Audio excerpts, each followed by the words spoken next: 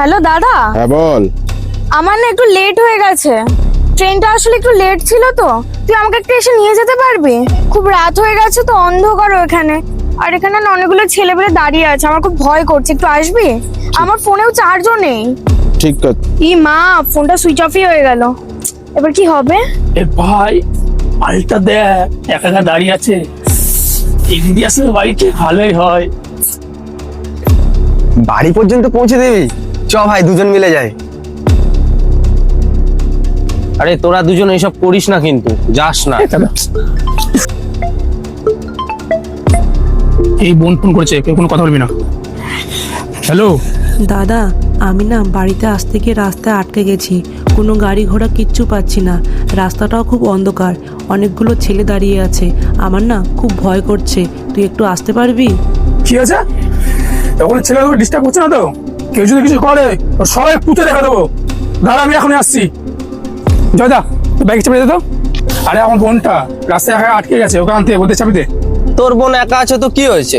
ও ঠিক রাত্রে একা একা চলে আসবে, তুই অত চাপ নিস না। কি বলছিস? তুই কি পাগল হয়ে গেছিস? আমার বোনটা ওখানে একা আছে, ওর সাথে যদি উল্টোপাল্টা কিছু হয়ে যায় তখন কি হবে? ও বোন, তাই না?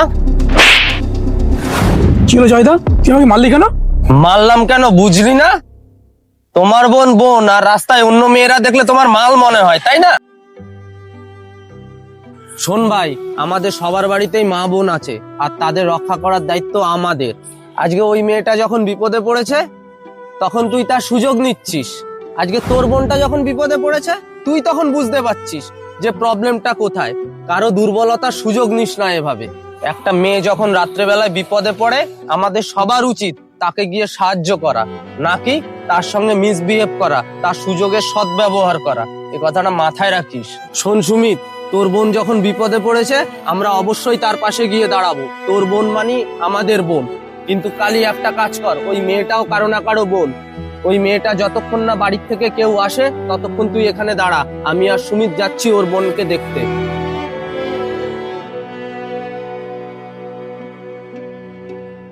আচ্ছা ভাই, তোরা যা, আমি এখানে আছি, একদমই চিন্তা করিস না। প্রত্যেকটা ছেলের এটা মাথায় রাখা উচিত, রাস্তায় দাঁড়িয়ে থাকা মেয়েটা মাল না, কারো বোন, কারো বউ।